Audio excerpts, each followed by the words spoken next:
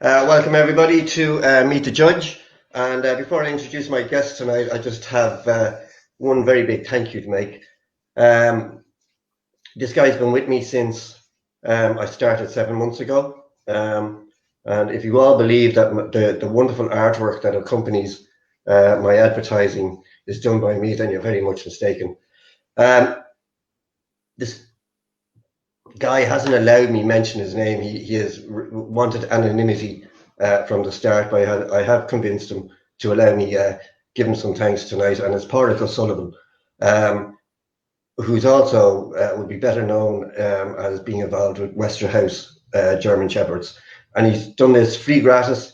I didn't ask him; he just offered, came up with the ideas, and they are absolutely wonderful. Some of the photographs and pictures that he's done of the various judges that I've interviewed. So a big thank you out to Pádraig, and hopefully we'll be working together for some time. So tonight we're slightly different. We go to, as I said in my introduction on Facebook, we have a reputation in junior handling which is similar to our reputation in the Eurovision. I think we probably perhaps won it. So good evening, everybody. Sorry, welcome to turn that off. I think we probably won junior handling more times than anyone, but I'm not sure. I need to have that confirmed. But we have certainly won it 4 times. Natalie Wogan, Ivan Smith, James Newman, and then our most recent winner, Scarlett Burnside, who won International Junior Handler of the Year in 2017.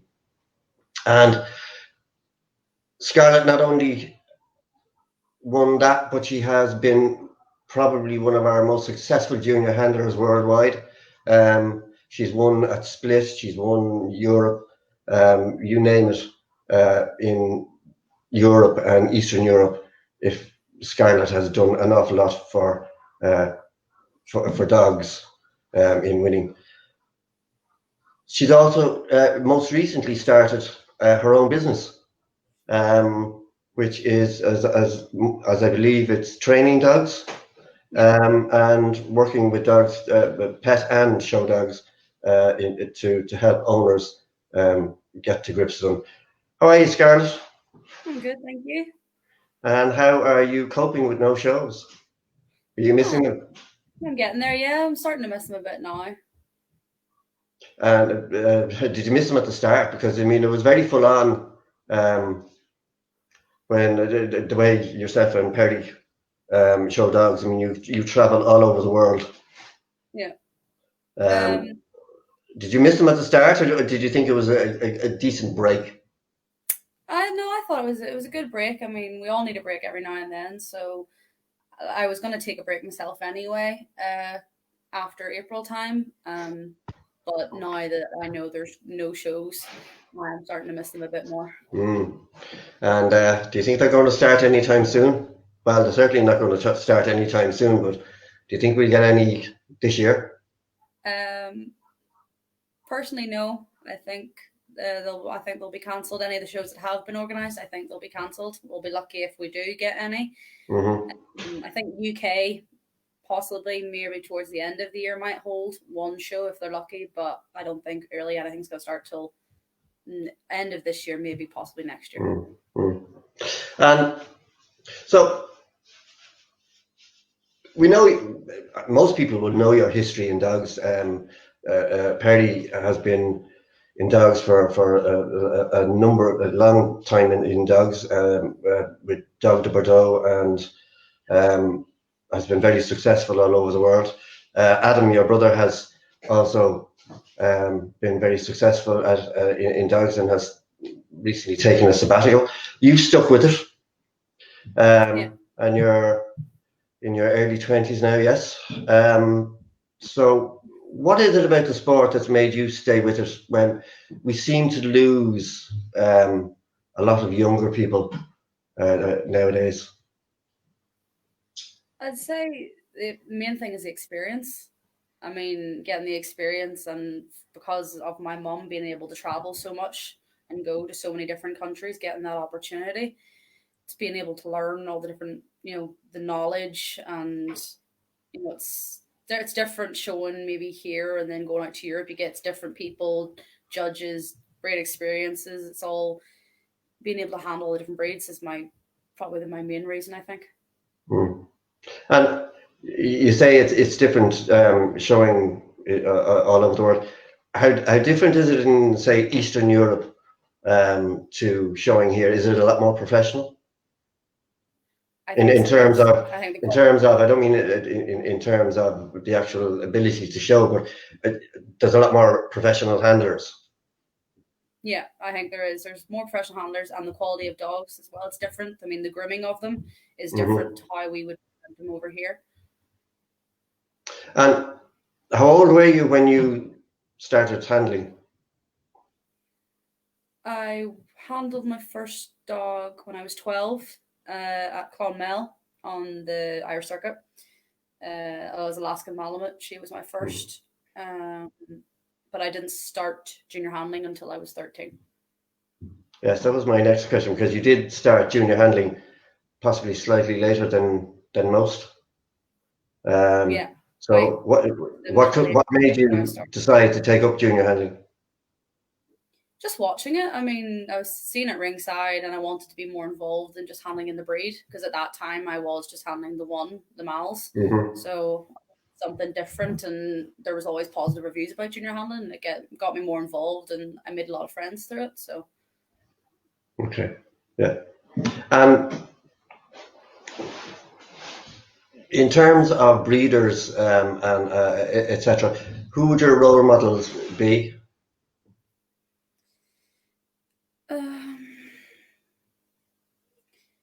I'd say Shaman Rock Alaska Malamutes would have to be my first, because that's where Marley came from. Katka owned Marley's dad. A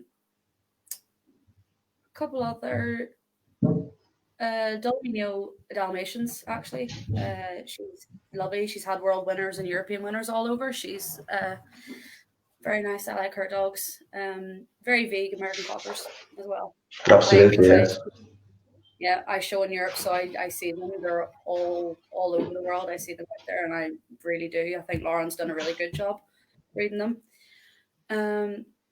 Liz and Michaela Dunhill as well, over in the UK. They've got soft coat Wheaten Terriers, Rottweilers, and Shiba Inus are what they're mainly known for. And obviously we have a Bracco off them now. 2 years ago now, I think so. So I'd say they'd probably be up there as well. And Tim Thomas from Australia, his Australian Shepherds. And I mentioned in my introduction, obviously, that you won Junior Handling of the Year 2017. When you won that, how did it actually feel when that judge pointed to you as the winner? How does that feel? It's hard to describe it, really. It almost felt surreal, to be honest. To me, I mean, it's been 17 years, I think, since the last handler won from Ireland. Yes. I think it was 2000. So it was really, I mean, it was surreal. And you can see from the live stream, he walked the opposite direction to me. And then did a U-turn with the biggest smile on his face, and then came over. And my words to him were, "Are you serious?" That was all that came out of my mind at that moment. Must have been really exciting, though. Oh yes, definitely. I would definitely love to relive that moment. Yeah. Just to let you know, we have quite a few people watching now. We have people from Australia, Kerry Ann Lynn, we have Jay Cox watching, Michael Forte is watching, Anne Ingram is watching, Angela Hancock is watching. A lot of people watching now here at the moment. And when you did win junior handling, one of the things that struck me was that, and Jessica Holm, that was doing the commentary for More 4, picked up on it, that when you won the pointer was clearly stressing with the photographers and all the attention you were getting. And you calmed them right back down. And in fact, I think you actually asked the photographers to take a step back for a minute. What do you think makes you so empathetic with dogs that you can calm them down back down to this level? Because not everybody can do this. I'd say just, growing up in dogs my whole life, you do tend to pick things up, and just from the way a dog acts, the mannerisms they show, you can tell, if they're scared or if they're getting stressed. And growing up with all different types of animals, I think you just pick up little tricks along the way. It's hard to say what it is. I can't really pinpoint it, but my main focus was just to calm her down. I mean, one, because it wasn't my dog and I didn't want to ruin the chances of showing in the future. And Yes. she was only a puppy. She was 10 months old, and she was fine all the way through, just up until the end with the crowd cheering and all the cameras and the lights. So I just had to tell the cameraman, like, she's scared, and just let me calm her down. So I just turned around and talked to her, and then she calmed down. Because it is a very surreal experience for dogs with all the spotlights and again the photographers and the buzz that's going around the place. Oh yeah, it's all the heat in the moment thing. I don't think many people think they do. It's due straight away, and then the consequences are afterwards. And when you started in junior handling, what was the best piece of advice you received? To enjoy it, really, just to enjoy it. Take my time to, just take every day as it comes. Whether you win or whether you lose, that's just the way it is. Unfortunately, you just go on as it goes and learn as much as you can. Really, I think probably one of the best pieces I got was from Javier. My first final in 2013, I showed my Guinness, and I got shortlisted to the final 6. And Javier afterwards complimented my handling, but said I needed practice with smaller dogs. And from there on, I practiced, and then I found out 4 years later, I think it was, he judged me in split as well. Yes, and that famous photograph with that magnificent rosette that you brought home. And I didn't recognize him, and he didn't recognize me until afterwards. So the photos. And you also junior handle in the UK. That's correct, yes? I also what, sorry? Handle in the UK? Yeah. And is that different to handling here? Is it more competitive? I think so, yeah, because the entries, there tends to be more entries over in the UK. Bigger country, bigger crowds. I think that the shows tend to have, depending on the show as well, there can be bigger entries. There's a lot of camaraderie though between junior handlers here in this country. Yeah. But yet it is competitive. Would that be true? Yes. And for junior handlers that are starting off now, what advice would you give them? Same advice to me, to enjoy it. Mainly, first and foremost, enjoy it. I would say take your time. It's not a rush. When you're in the ring, you're there with the dog. The judge is supposed to be looking for the connection between you and the dog. So just take your time. Don't rush it. Watch ringside like I did.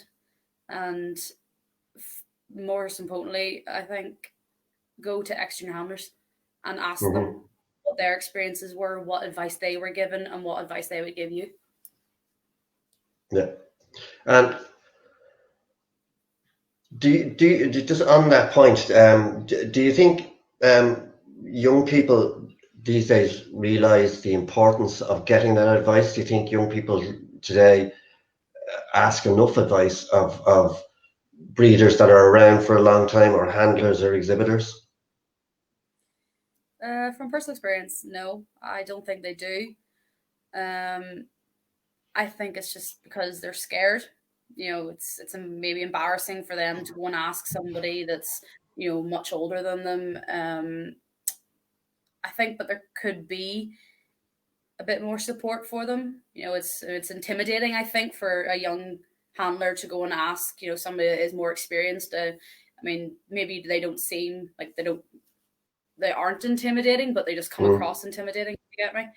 And I think that's maybe what scares handlers most, and they just think, no, I don't want, because I know handlers come up to me and they ask me for advice when I would say maybe, you're better asking somebody that is in your breed and that is older and would have more knowledge.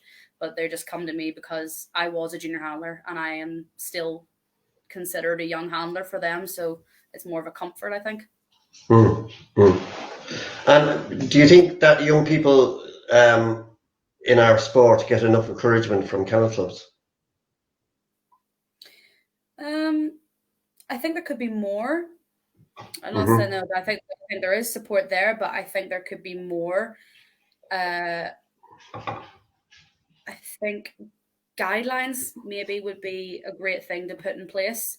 Okay. Guidelines for handlers and their parents to follow by, regarding like bullying and how involved a parent can get in junior handling. Because I know whenever I was around, that was one of the main problems, was parents were getting too involved.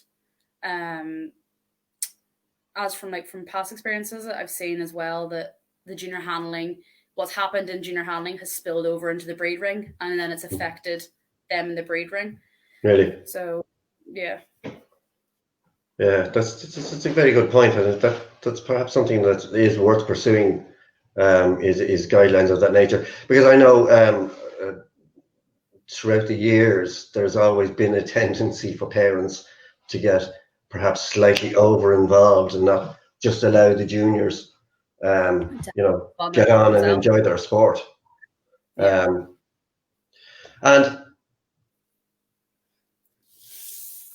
how do you think, or how would you suggest that that we can encourage more young people to stick with the sport? And I know there are a lot of distractions these days with various things that kids or young people can do, etc., etc. Yeah, I would say make the junior handling maybe more. That's not saying make more important, but make it a bigger thing. Because I think in my experience, when I was in junior handling, it was hard. I mean, because I had Malamutes, it's an A. So I had to choose between doing junior handling or doing my Malamute, like doing my breed. It was fair point, yes. Get my points and then I would leave because that's all I needed to do was qualify. And I didn't actually get to enjoy the handling. It was only when I got into, I think, near the end of the 15 to 17 age group that I was able to show the breed and then go, because they didn't clash.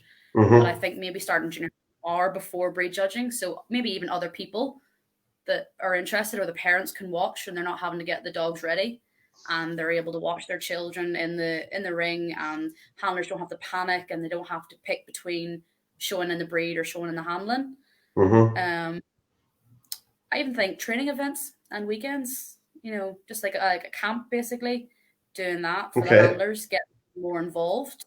And if it's something that they would be interested in, I'm not sure, but just trying to make them more involved, I think, in the show world itself, because I know maybe there's some handlers that are there just for the junior handling.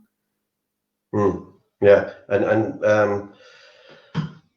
in terms of keeping people within the sport itself, do you think kennel clubs could do more to encourage handlers? To encourage young people to stay with our sport? Yeah, I think it's hard. I just say, getting involved is easy. Kids getting involved more, asking more questions, getting more experience, handling as many dogs they can. Really, I think is one of the best things. Yes.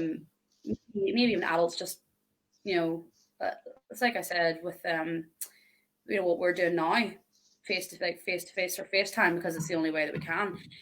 Yes. Setting up something like this for junior handlers and saying, is there any judges that you would like to hear from or breeders that you would like to hear from for junior handling advice? Put a couple names in a mixer, mix it up, and once a week or once a month pull out a name and say, this is who we're going to interview, and then have a list of questions to ask a judge. That's a very good idea. I like that idea. That's very good. And would you like to see a young kennel club started here? I'd love to. Yeah, definitely. I think Um, not even just, it's for both older and younger. I think because from personal experience, just looking around the shows, there are a lot of young handlers mm, just walking around that can't do anything, that maybe aren't interested in showing in the breed, really want to do junior handling, but they can't, and they have to wait until they're 10. yeah. And same for adults, maybe adults that have just started in their early 20s.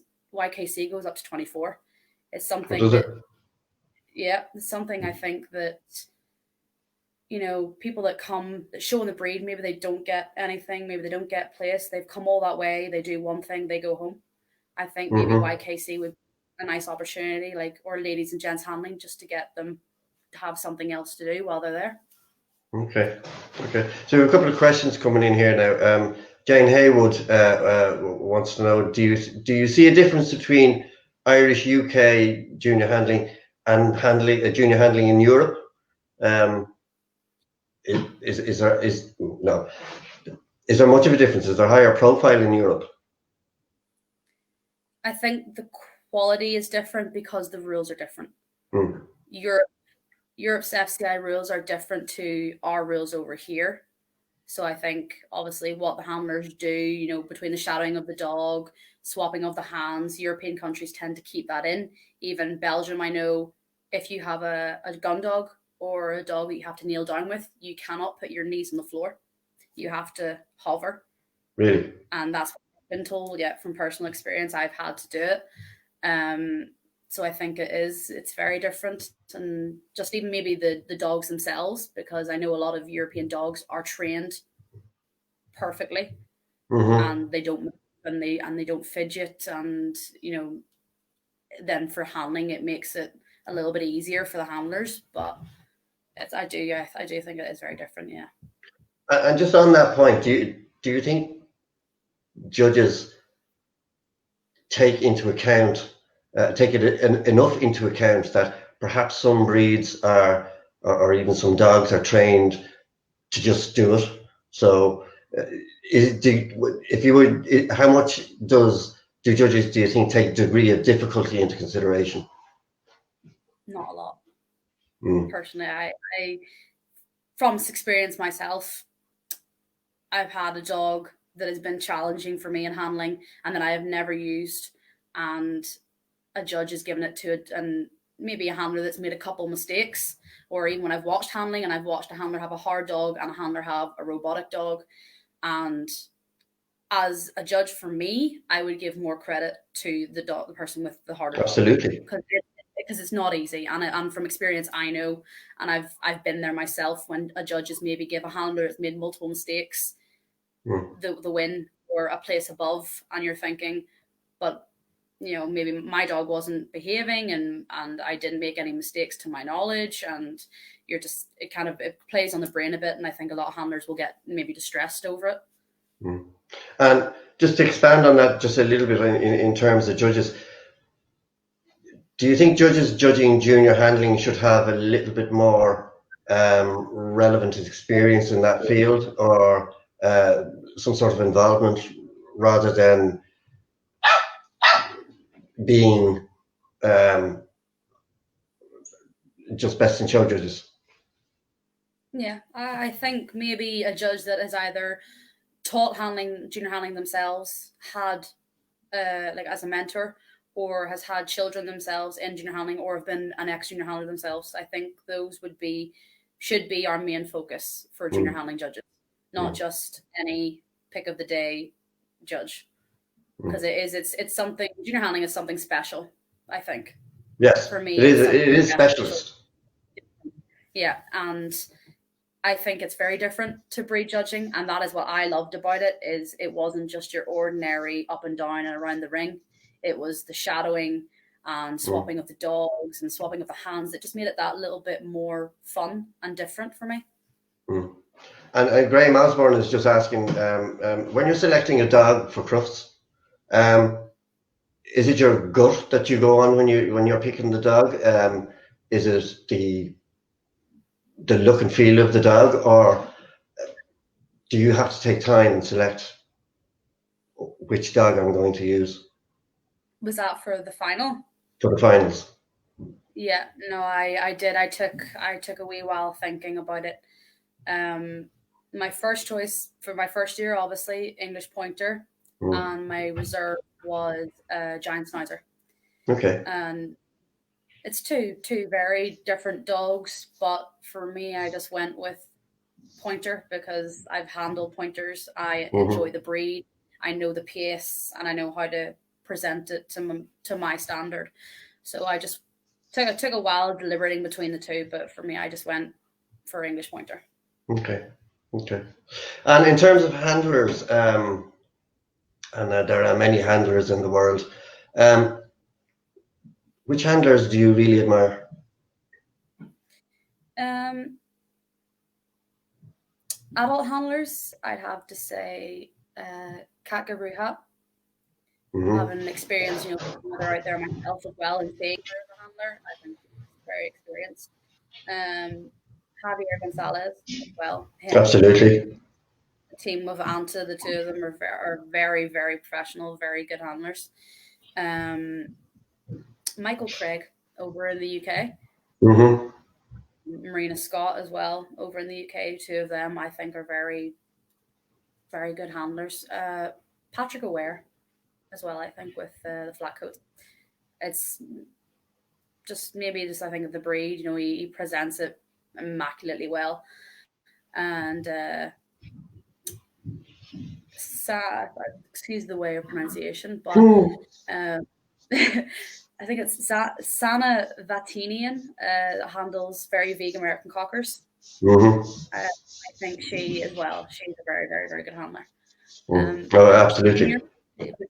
junior wise, I would say Petra Vager and Mm. Vicare, two handlers that I was against, and they were in my age group. But for up and coming young handlers, would be Mila van Murik from the Netherlands and Gita Locke, Frankie Locke's daughter. Mm. Okay. I think for just for new handlers, I think they're very it's something to look at. I'm just going to go through some of the questions because you're getting quite a lot of questions. Fair play to you. Mary McAllister wants to know: do you think that novice adult handling classes would be a good idea for people who are starting out? Yeah, I do. Yes, because I mean, same thing, I guess, with people that are new into showing. They're going to be nervous as well. They're going to be embarrassed. They won't ask maybe Mm. questions or, do you think I'm showing my dog okay? And I think that novice handling or like ladies and gents handling would be a great way for them to learn and to brush up on their skills. So they're not going to a show once a week, showing once and going home. They're getting the chance to do it a couple times. I think it'd be a very Mm. good idea. Mm. And Cheryl Donaldson is wondering: do you think judges doing junior handling should do a small or exam or seminar in junior handling? Do you think there should be seminars for junior handling for judges? I think maybe for the judges that have never done it before, that Mm. haven't been involved in junior handling or mentored junior handling, I think a seminar would be actually a great way to tell them because a lot of judges don't even know what they're supposed to be doing. Like they Mm. don't know the questions to ask or what shapes are allowed anymore and what figures aren't allowed anymore. I mean, I know whenever the figure of eight was banned, a European judge came over and they still asked the figure of eight, but it was something that our Yes. country had already banned and we had said Mm. it's not allowed anymore. So I think a seminar would be a good way for judges that maybe haven't done junior handling before or don't know the rules just to brush up and say this is what is accepted and this is what you should ask and what you should do. Mm. Mm. Yeah, I think that would be a very good idea, to be honest with you. And have you gone abroad to learn your trade, to hone your skills?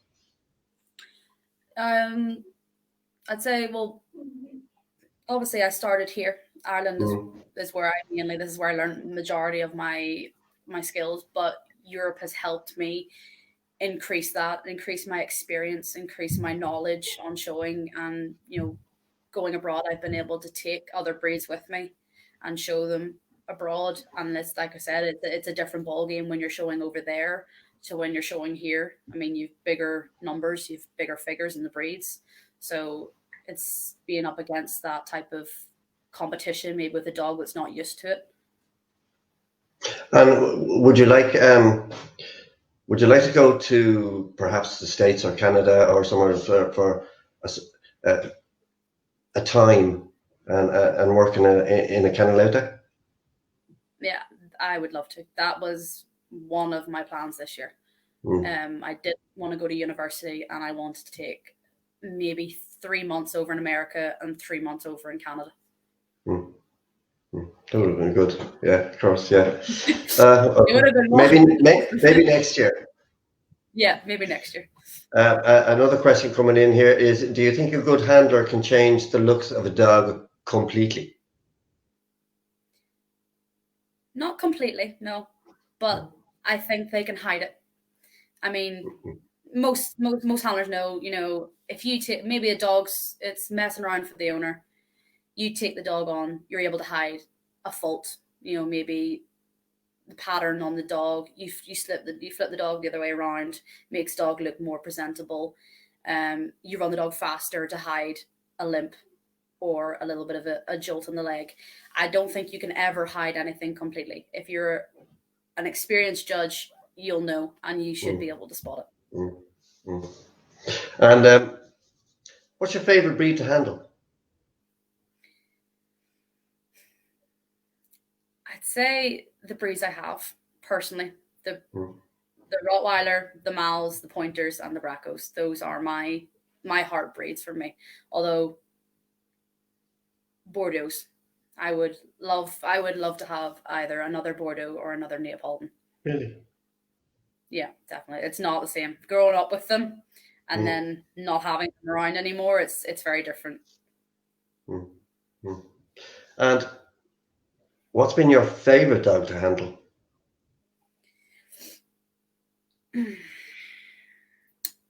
Between two. Marley, naturally. Mm. I mean, Marley was heart dog for me. Mm.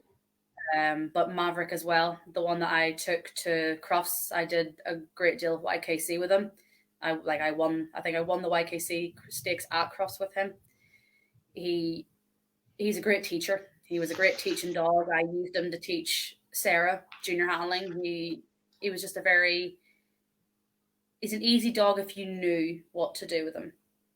But he was my first dog, my first proper teacher, I think. And Marley was he showed me how to handle a bigger, more awkward, I guess is the way to put it, type of dog.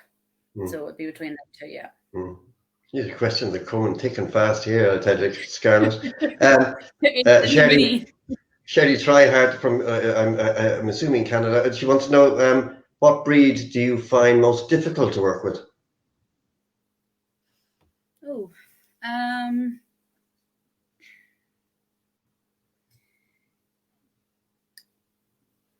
Oh, that's a hard one. Mm-hmm.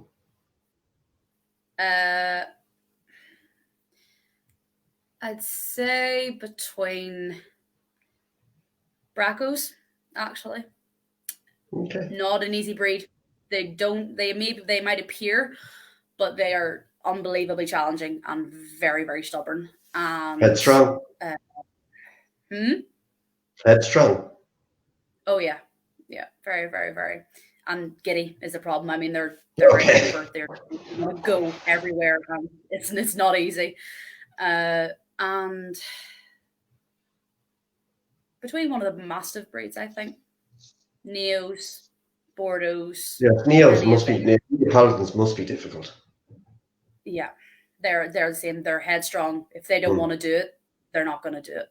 And they're a big dog, so. if they want to go, you're gone. There's no hold on them. Yeah. And is there a dog now, past or present, that you've seen in the ring or you've seen photos of that you would absolutely love to have handled? Yeah, there's actually two. I did write the names down. Dalmenio Voodoo Vision, his nickname's Doodoo, a Dalmatian that won the European show, Best in Show, he won, owned by Zalika Helper. Beautiful, beautiful dog. and Dose of Ice Wine, White Swiss Shepherd. He won Best in Show in Split Mm-hmm. in 2018. So for me, those two dogs I would love to handle, or Okay. even love to have prodigy of. Mm-hmm. Okay. And and when you take a dog on to handle, um, how do you get it onto your wavelength, or how do you get onto its wavelength so they do what you need them to do? In two different scenarios, I'd say. So if I were asked to handle a dog at a show that I've never met, like on the day, I first ask the owner, you know, what is the dog? What's the dog like? Food interested, not food interested. Mm, Okay, I take the dog away from the owner, somewhere that's quiet, private. Just bond with the dog, talk with the dog, walk it around, and then build it up and start running and stacking and just finding what way that dog wants to be shown, what best suits that dog, what best way suits it to be shown. If I get a dog up for training, for me, it's back to basics. You okay. know, back to the start, learn it from fresh. So that dog has it in its mind. The dog bonds with me, and I bond with the dog, and we just go from there, really. Mm. And again, somebody's just saying here, when you take on a novice dog versus a seasoned, experienced dog, Mm-hmm. I'm assuming you have to go on um, a completely different tack. Well, some depending, because even experienced dogs still have their day where they don't want to do what you ask Mm, them, and they just want to be a dog, really. mm, So an experienced dog, I would still take it back to the basics and go with it from there. And an experienced dog, I would do the same. mm, They do get same stuff, some of the same treatment. Obviously, an inexperienced dog would get more time to put in with it just to give it that little boost and get it, that extra attentive. Um, but I do use roughly around about the same things for both dogs, I think. mm. And has there ever been a dog you couldn't handle? Mm, no, actually, No. it hasn't. But there's the hardest dog I have had to handle would be Holly, the Irish water dog, spaniel water Mm, dog, Jimmy Hogan's yes. dog. Yeah, she was my hardest because she was young. She got a really bad scare at a show. She got a really bad scare at home, and I think I had her here for a couple months. It just took her a really long time, but I got her out. I got her to a show. She got green stars on her before Jimmy passed, which was lovely. So I'd say she was probably my hardest dog. They're difficult dog. They're like all spaniels. Once they get something into their head, it's very difficult to get it out of it. Yeah, it's hard to break. Um, aside from winning international junior handler, what's been your biggest achievement as a handler? Um, I'd say split would be one Mm, definitely. Winning the Supreme Junior Handling over there, that is definitely one. Um, Golden Lead Handler as well. Best in Show Golden Lead Handler in Belgium. That was I think that was 2018. That was my last year as a handler. Um, and making up two European winners, I think, mm. actually, as well. Marley and Hugo. 2016 was Hugo, and 2019 was Marley. And your biggest achievement with a homebred, I assume, would be Marley. But Marley, yeah, Marley Mm, would be one. Marley and Hugo. Hugo because he was reserve at the European Dog Show, reserving the group, and Marley because he is one of the most titled Malamutes ever, and he has won an unbelievable amount of things mm. for especially for a dog from such a small country. He just went above and beyond in what he did.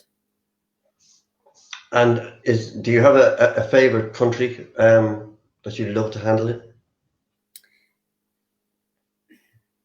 It's a hard question because I love showing everywhere. I enjoy it. I love Belgium. I love France, Netherlands. I love as well. even the Scandinavian countries, got to go there. I love them. If I were to pick, it would be between Canada for me and Croatia. Okay. Mm. And now you have taken a very brave step in opening your own business now, which is obviously canine orientated. So tell us a little bit about that. It's called Canine Scarlett. It was set up in July this last year. Sorry, July last year. It's a bit of everything, really. I mean, it's for show, not just for show dogs. It's for pets as well. Training for shows, training for obedience, having house manners, being able to go on a walk and not being dog aggressive. Agility. I do a bit of agility now, and I do agility on. I've been asked now on Saturday nights or Saturdays. I do agility with an old friend. Is a policeman and dog warden. Okay. He's asked me to help just because he's got such big classes now, big numbers. He needs somebody that he can trust and rely to take it on for him. So I do that now on Saturdays, and dog grooming as well. I started that mid last year as well. Before my business, I did my grooming with Orla Keenan down Okay. here. Yeah. And really. And how's it? Obviously, because of restrictions now, you're not actually practicing. Yeah. Do you think that'll have a negative effect, or you just pick up where you left off? I think I'll just pick up where I left off. It's the easiest way. I mean, I've got dogs in now for training because I can't hold classes, but yes. I can still train dogs. So I have 2 in at the moment, one that we bred and a boxer of a friend's. So I'm happy with that. It's keeping me busy. That's keeping my time occupied. So even if that has to continue on for the next couple of months until we do get out of lockdown, I'm more than happy to do that. That's clever. Do you think COVID has had, what sort of effect do you think COVID is going to have on dog shows? Do you think it's going to have a knock-on effect? Are we going to, do you think, lose people? I think so, yeah. I think not just even in the people that we have genuinely lost, but I think people maybe will see the bright side of maybe I think they've got into shows and they've forgotten what it's actually like to get on, say, to have a normal life. I mean, without shows, having money to spend, being able to go out, go on holidays. I think a lot of people maybe won't even miss all the drama, and they'll just be happy with that. And I think they just maybe won't want to come back, and maybe people they'll come back in a couple of years' time, but I don't think they will when shows start like straight away. Yeah, I think probably the diehards will come back. Yeah, like our family and your family, but I do think that a lot of new people who are realizing how much money they're saving, and that there is a life outside of dogs, I think we will probably struggle to get some of them back. That'll be down to the kennel clubs. And just throw this question to you now, as a young person watching what is happening with bracephalic breeds, etc., and this breed that you would have been heavily involved in. Are kennel clubs handling it the right way, do you think? Gives the young person. I think some are and some aren't. To completely ban a breed from a show, I do not think is the right way to go. I mean, it's not. It's hard to say. I mean, it's not everybody's fault. I mean, there are a lot of correct brachiocephalic breeds out there, in whether it be in Bordeaux or pugs or Frenchies. There are a lot. And just because you have the 1 or 2 odd ones that are not correct, and the media and people and non-dog show people that don't understand, I think, and don't want to, and they don't know the rules and they don't know the breed standards have jumped on it as soon as they can. Same the way with they did with the German Shepherds. They jumped on it when they could and are just trying to destroy shows, personally. And do you think kennel clubs are handling it correctly? Do you think they could do more? I think they could. I think they could support the breeds. I don't think a lot of kennel clubs are actually supporting the breeds like they should be and saying, no, our breeds are right. These are the regulations. If, because there's a lot of countries where if your dog it doesn't pass a test, like UK, if a Neapolitan gets best of breed, it has to go for a health check before it's allowed to bring. And if it doesn't pass it, it's out. And I think that's a good way maybe of kind of doing it. You make sure the dog's functionable, it can breathe properly, no skin irritation, it can move. But it's a hard topic to try to say. I mean, you either go with people's opinions and they agree with you, or they're completely against you. And Emer Rice is just asking what do you think the IKC and kennel club's main focus should be when we return to shows? That's a difficult one, Emer. It's Emer. It's so Emer. Yeah, it's so Emer. I think this safety, just getting the safety, getting shows started up. There is absolutely no rush to do anything. I think Agreed. taking it easy, taking it slowly, just building it up until this virus goes away and until we can actually get back to some sort of normal. I think there's no rush for it. I think just taking your time, making sure that you know all the safety regulations, you know all the rules, distancing, masks, and just go from there. So, what's been your funniest or most embarrassing time in the ring? Most funny would be the Dublin Dog Show Centre. Paddy's weekend. I won Best Puppy and Show, and I was doing my lap of honour, and I went down to look at the dog, basically to go, good job. And when I looked back up, there was a grooming table in the ring, and I straight slammed on into it. Didn't fall, but fell into it.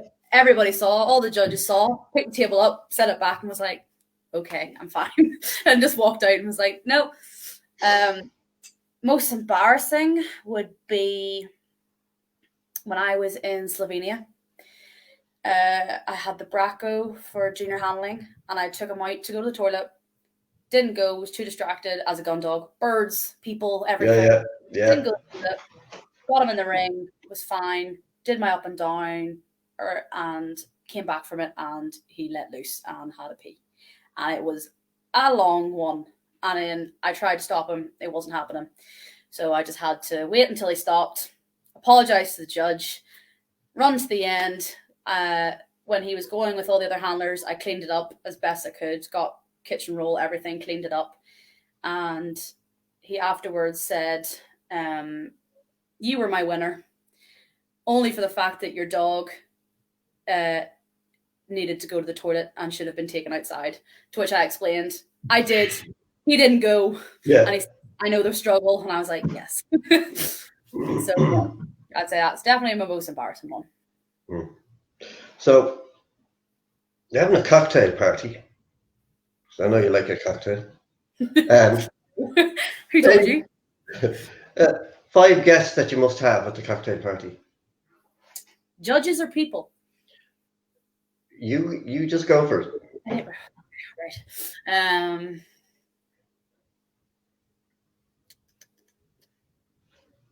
Judge-wise, Martin Kroger. Love him. So much fun. Gabrielle Vega. Thomas Jackal. Gunnar Nyman. Great crack, yes. And Cash. And Cash. Yeah. Anka Guria and a gate crasher, Petra Montaigne. Those would be My 6. Those would be my 6 judges. Friends-wise, Emer, Sarah, Cleana, Liam, and Ryan Wade. Those would be my 5 people. Good. Yeah. Yeah. And I just Cheryl Donaldson just said me. Yeah. Yeah. Cheryl and Fran, of course. No, they're the life of the party. Where do you see our sport in 20 years?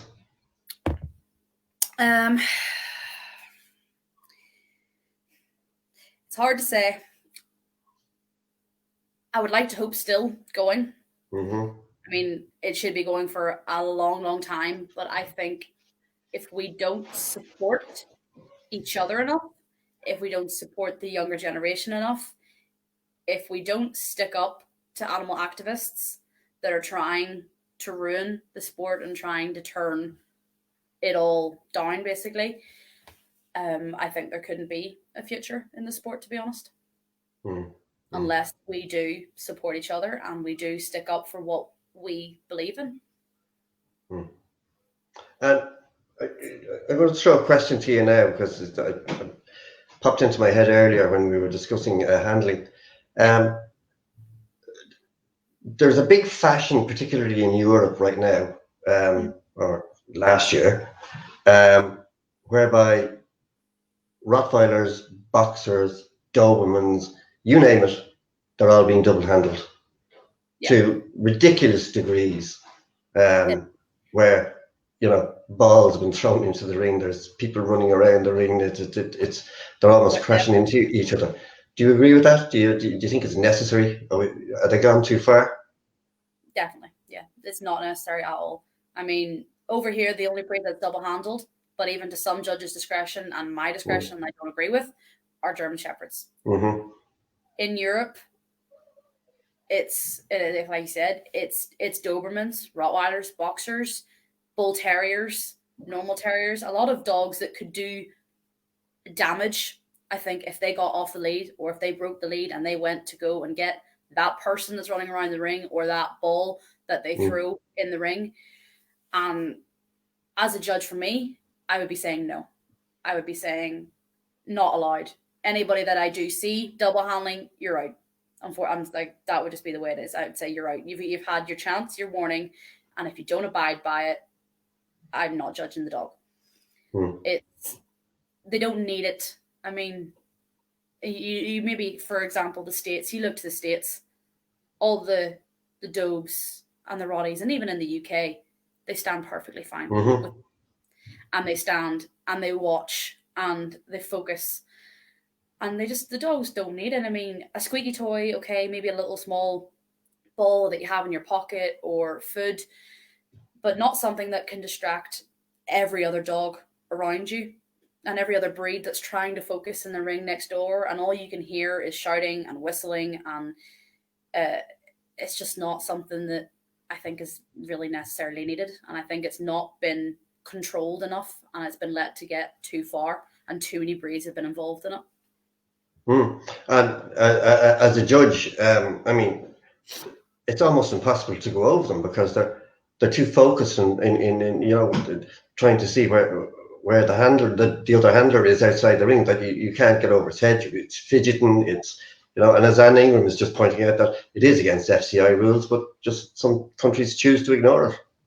Yeah, it's unfortunate that it just is that way, and they seem. I mean, I know some countries I've went to. I think Luxembourg, they did it. I've seen the Rots and the Dobes doing it, and the Boxers, and a couple shows in Belgium, I think, as well, have also done it. But I mean, it's hard even if you're walking past that ring. Yeah. And you're trying to get to your ring. They're everywhere, and your dog is so like blown away. Even if you have a puppy in there, that puppy is going to be so scared and frightened from something that is completely out of this world, and they don't know what's going on. And you just have to pick it up and walk on with it. Well, here's a question now. Louisa Allen wants to know who's been your greatest opponent that you admire the most. Ooh. That's a hard one. Have a think about that one. Yeah, I will have to think about that one.